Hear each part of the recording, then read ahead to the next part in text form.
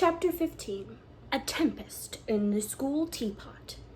"What a splendid day," said Anne, drawing a long breath. "Isn't it good just to be alive on a day like this? I pity the people who aren't born yet for missing it. They may have good days, of course, but they can never have this one. And it's splendider still to have such a lovely way to go to school by, isn't it?" "It's a lot nicer than going round by the road that is so dusty and hot," said Diana practically, peeping into her dinner basket and mentally calculating if the 3 juicy, toothsome raspberry tarts reposing there were divided among 10 girls, how many bites each girl would have. The little girls of Avonlea School always pooled their lunches, and to eat 3 raspberry tarts all alone, or even to share them only with one's best chum, would have forever and ever branded as awful mean the girl who did it. And yet, when the tarts were divided among 10 girls, you just got enough to tantalize you. The way Anne and Diana went to school was a pretty one. Anne thought those walks to and from school with Diana couldn't be improved upon even by imagination. Going around by the main road would have been so unromantic. But to go by Lover's Lane and Willowmere and Violet Vale and the Birch Path was romantic, if ever anything was. Lover's Lane opened out below the orchard at Green Gables and stretched far up into the woods to the end of the Cuthbert farm. It was the way by which the cows were taken to the back pasture and the wood hauled home in winter. Anne had named it Lover's Lane before she had been a month at Green Gables. "Not that lovers ever really walk there," she explained to Marilla, "but Diana and I are reading a perfectly magnificent book and there's a Lover's Lane in it, so we want to have one too. And it's a very pretty name, don't you think? So romantic. We can imagine the lovers into it, you know? I like that lane because you can think out loud there without people calling you crazy." Anne, starting out alone in the morning, went down Lover's Lane as far as the brook. Here Diana met her, and the 2 little girls went on up the lane under the leafy arch of maples. "Maples are such sociable trees," said Anne. "They're always rustling and whispering to you until they come to a rustic bridge. Then they left the lane and walked through Mr. Barry's back field and past Willowmere. Beyond Willowmere came Violet Vale, a little green dimple in the shadow of Mr. Andrew Bell's big woods. Of course, there are no violets there now," Anne told Marilla, "but Diana says there are millions of them in spring. Oh, Marilla, can't you just imagine you see them? It actually takes my breath away. I named it Violet Vale.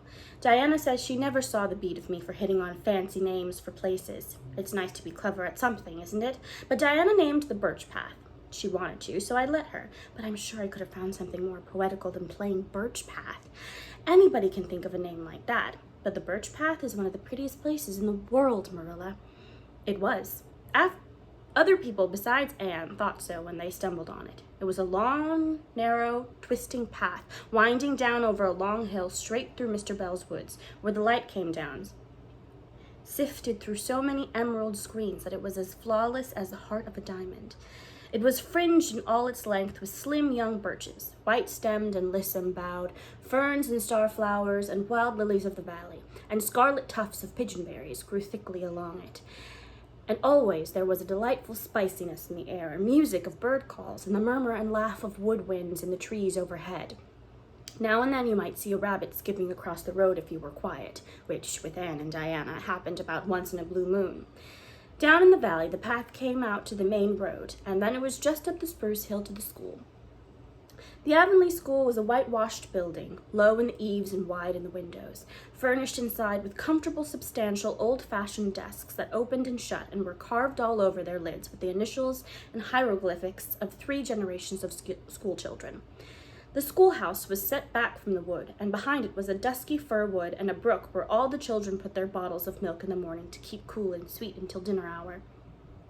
Marilla had seen Anne start off to school on the first day of September with many secret misgivings. Anne was such an odd girl. How would she get on with the other children? And how on earth would she ever manage to hold her tongue during school hours? Things went better than Marilla feared, however. Anne came home that evening in high spirits. "I think I'm going to like school here," she announced. "I don't think much of the master, though. He's all the time curling his mustache and making eyes at Prissy Andrews. Prissy is grown up, you know. She's 16 and she's studying for the entrance exam into Queen's Academy at Charlottetown next year. Tilly Boulter says the master is dead gone on her. She's got a beautiful complexion and curly brown hair, and she does it up so elegantly. She sits in the long seat at the back, and he sits there too most of the time to explain her lessons, he says. But Ruby Gillis says she saw him writing something on her slate, and when Prissy read it, she blushed as red as a beet and giggled. And Ruby Gillis says she doesn't believe it had anything to do with the lesson. Anne Shirley, don't let me hear you talking about your teacher in that way again, said Marilla sharply. You don't go to school to criticize the master. I guess he can teach you something, and it's your business to learn. And I want you to understand right off that you are not to come home telling tales about him. That is something I won't encourage. I hope you were a good girl. Indeed I was, said Anne comfortably. It wasn't so hard as you might imagine, either. I sit with Diana. Our seat is right by the window, and we can look down to the lake of shining waters. There are a lot of nice little girls in school, and we had a scrumptious fun playing at dinner time. It's so nice to have a lot of little girls to play with. But of course I like Diana best, and always will. I adore Diana. I'm dreadfully far behind the others. They're all in the 5th book, and I'm only in the 4th. I feel that it's kind of a disgrace, but there's not one of them has such an imagination as I have, and I soon found that out. We had reading and geography and Canadian history and dictation today. Mr. Phillips said my spelling was disgraceful, and he held up my slate so that everybody could see it all. Marked over. I felt so mortified, Marilla. He might have been politer to a stranger, I think. Ruby Gillis gave me an apple, and Sophia Sloane lent me a lovely pink card with "May I see you home" on it. I'm to give it back to her tomorrow, and Tilly Bolter let me wear her bead ring all afternoon. Can I have some of those pearl beads off the old pincushion in the garret to make myself a ring? And oh, Marilla, Jane Andrews told me that Minnie McPherson told her that she heard Prissy Andrews tell Sarah Gillis that I had a very pretty nose. Marilla, that is the first compliment I have ever had in my life, and you can't imagine what a strange feeling it gave me. Marilla, have I a really pretty nose? I know you'll tell me the truth. Your nose is well enough, said Marilla shortly. Secretly, she thought Anne's nose was a remarkably pretty one, but she had no intention of telling her so. That was 3 weeks ago, and all had gone smoothly so far. And now, this crisp September morning, Anne and Diana were tripping blithely down the birch path, two of the happiest little girls in Avonlea. I guess Gilbert Blythe will be in school today, said Diana. He's been visiting his cousins over in New Brunswick all summer, and he only came home Saturday night. He's awfully handsome, Anne, and he teases the girls something terrible. He just torments our lives out. Diana's voice indicated that she rather liked having her life tormented out than not. Gilbert Blythe, said Anne. Isn't it his name that's written up on the porch wall with Julia Bell's and a big "Take Notice" over them? Yes, said Diana, tossing her head, but I'm sure he doesn't like Julia Bell so very much. I've heard him say he studied the multiplication table by her freckles. Oh, don't speak about freckles to me, implored Anne. It isn't delicate when I've got so many. But I do think that writing "take notices" up on the wall about the boys and girls is the silliest ever. I should just like to see anybody dare to write my name up with the boys. Not, of course, she hastened to add, that anybody would. Anne sighed. She didn't want her name written up, but it was a little humiliating to know that there was no danger of it. Nonsense, said Diana, whose black eyes and glossy tresses had played such havoc with the hearts of Avonlea schoolboys that her name figured on the porch walls in half a dozen take notices. It's only meant as a joke, and don't you be too sure your name won't ever be written up. Charlie Sloane is dead gone on you. He told his mother, mind you, that you were the smartest girl in school. That's better than being good looking. No, it isn't, said Anne, feminine to the core. I'd rather be pretty than clever, and I hate Charlie Sloane. I can't bear a boy with goggle eyes. If anyone wrote my name up with his, I'd never get over it. Diana Barry, but it is nice to keep ahead of your class. You'll have Gilbert in your class after this, said Diana, and he's used to being ahead of his class, I can tell you. He's only in the 4th book, although he's nearly 14. 4 years ago, his father was sick, and he had to go out to Alberta for his health, and Gilbert went with him. They were there 3 years, and Gil didn't go to school hardly any until they came back. You won't find it so easy to keep ahead after this, Anne. I'm glad, said Anne quickly. I couldn't really feel proud of keeping ahead of little boys and girls of just 9 or 10. I got up yesterday spelling ebullition. Josie Pye was head, and mind you, she'd peeped in her book.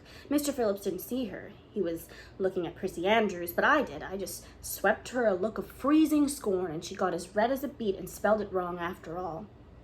Those Pye girls girls are cheats all around," said Diana indignantly as they climbed the fence of the main road. "Gertie Pye actually went and put her milk bottle in my place in the brook yesterday. Did you ever? I don't speak to her now." When Mr. Phillips was in the back of the room, hearing Prissy Andrews' Latin, Diana whispered to Anne, "That's Gilbert Blythe, sitting right across the aisle from you, Anne. Just look at him and see if you don't think he's handsome." Anne looked accordingly. She had a good chance to do so, for the said Gilbert Blythe was absorbed in stealthily pinning the long yellow braid of Ruby Gillis, who sat in front of him, to the back of her seat. He was a tall boy with curly brown hair, roguish hazel eyes, and a mouth twisted into a teasing smile. Presently, Ruby Gillis started up to take a sum to the master. She fell back into her seat with a little shriek, believing that her hair was pulled out by the roots. Everybody looked at her, and Mr. Phillips glared so sternly that Ruby began to cry. Gilbert had whisked the pin out of sight and was studying his history with the soberest face in the world, but when the commotion subsided, he looked at Anne and winked with an inexpressible drollery. "I think your Gilbert Blythe is handsome," confided Anne to Diana, "but I think he's very bold. It isn't good manners to wink at a strange girl." But it was not until the afternoon that things really began to happen. Mr. Phillips was back in the corner explaining a problem in algebra to Prissy Andrews, and the rest of the scholars were doing pretty much as they pleased, eating green apples, whispering, drawing pictures on their slates, and driving crickets, harnessed to strings, up and down the aisle. Gilbert Blythe was trying to make Anne Shirley look at him, and failing utterly, because Anne was at that moment totally oblivious, not only of the very existence of Gilbert Blythe, but of every other scholar in Avonlea School and of Avonlea School itself.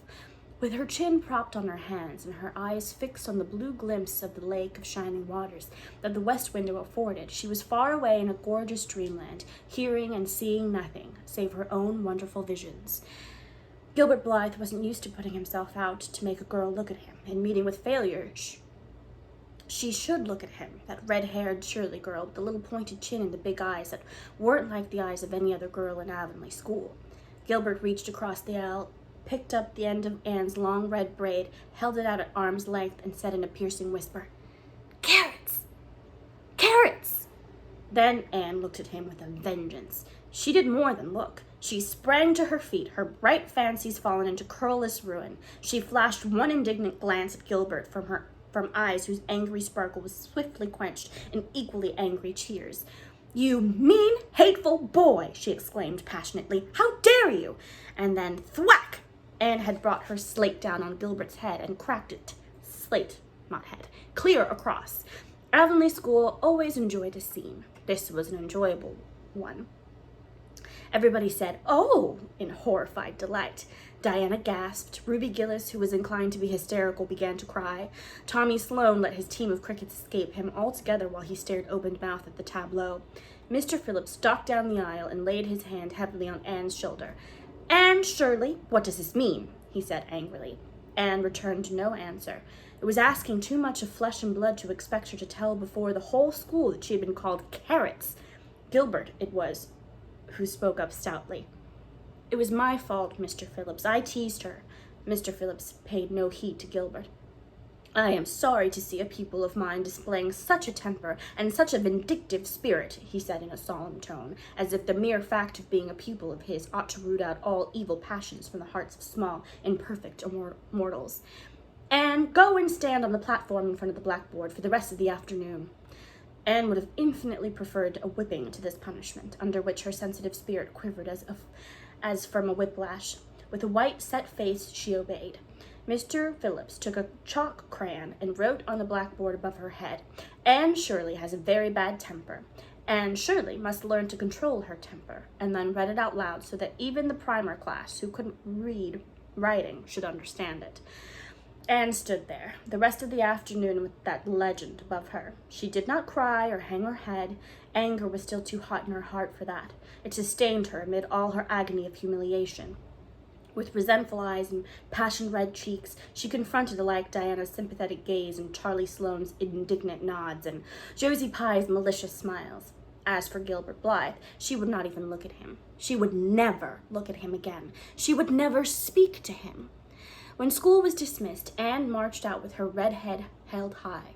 Gilbert Blythe tried to intercept her at the porch door.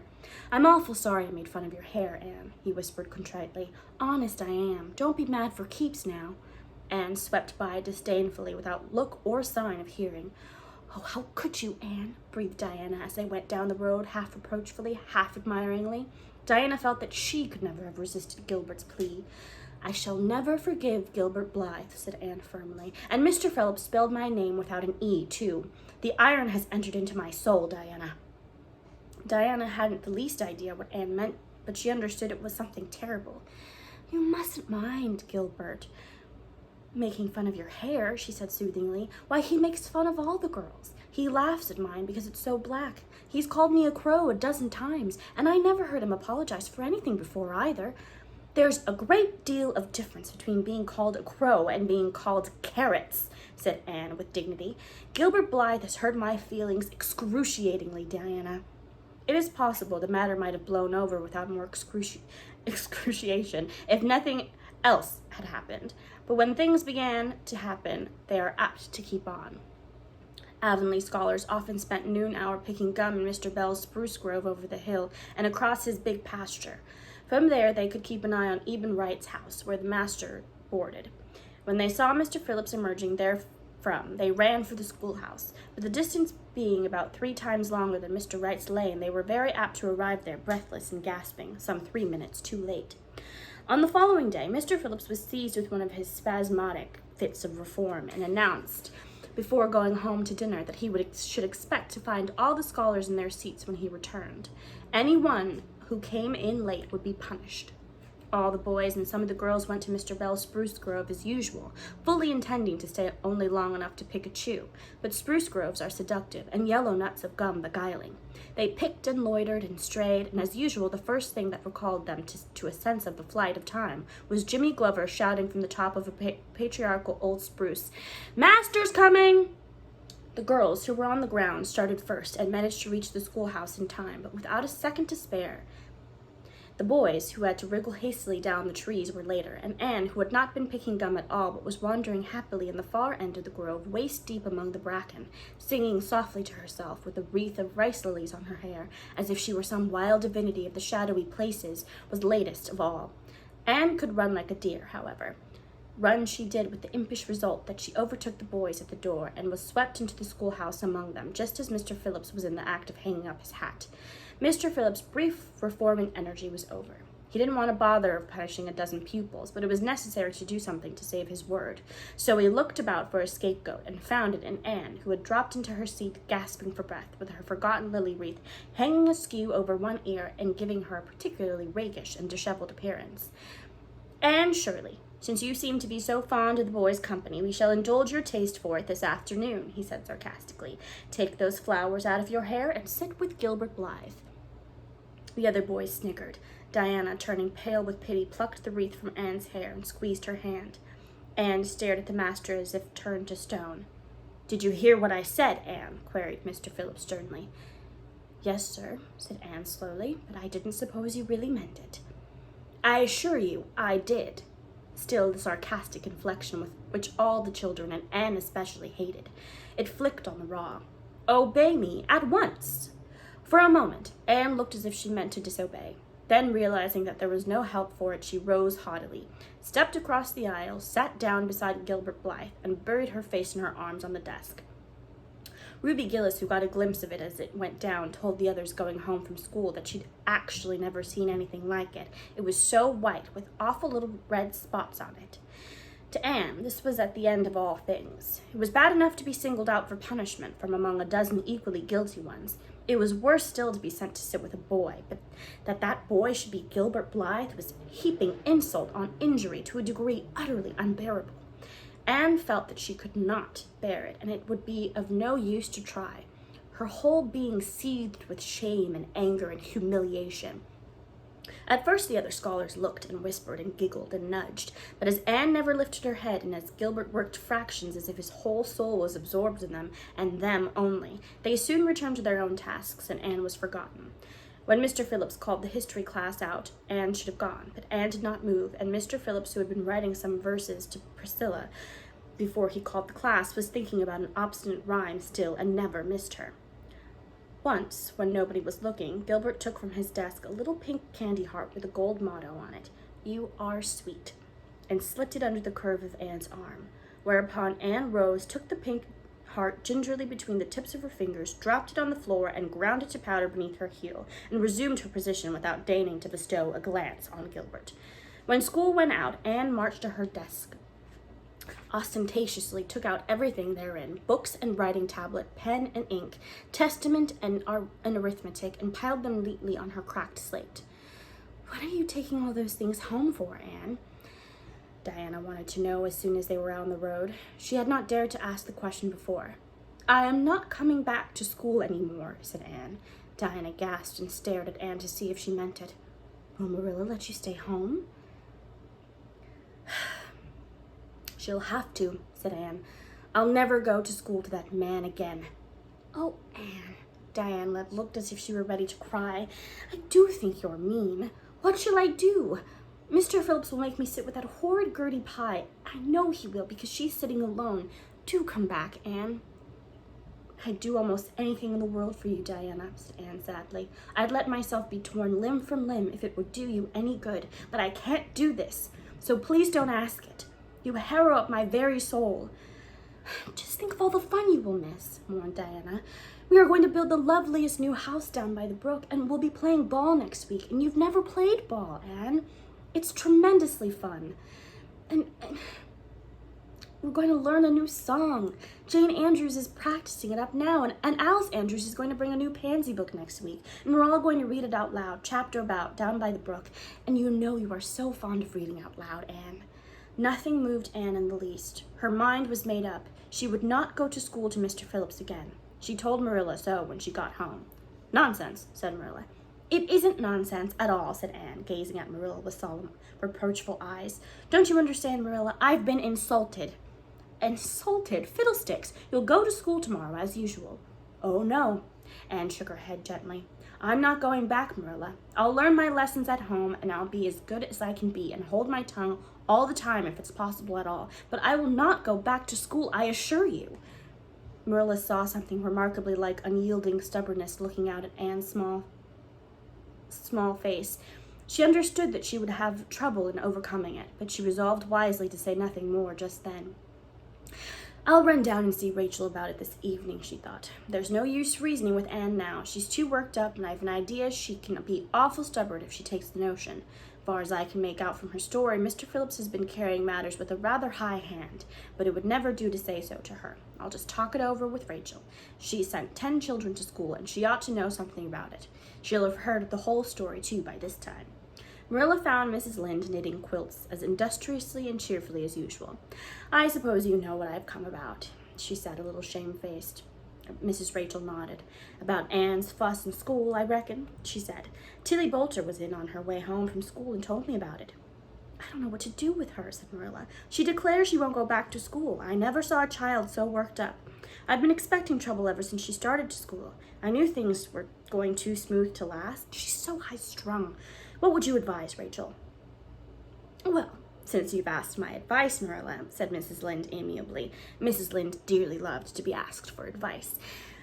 "I'd just humor her a little at first. That's what I'd do. It's my belief that Mr. Phillips was in the wrong. Of course, it doesn't do to say so to the children, you know. And of course he did right to punish her yesterday for giving way to temper. But today was different. The others who were late should have been punished as well as Anne, that's what. And I don't believe in making the girls sit with the boys for punishment. It isn't modest. Tilly Boulter was real indignant. She took Anne's part right through and said all the scholars did too. Anne seems real popular among them somehow. I never thought she'd take with them so well." "Then you really think I'd better let her stay home?" said Marilla in amazement. "Yes.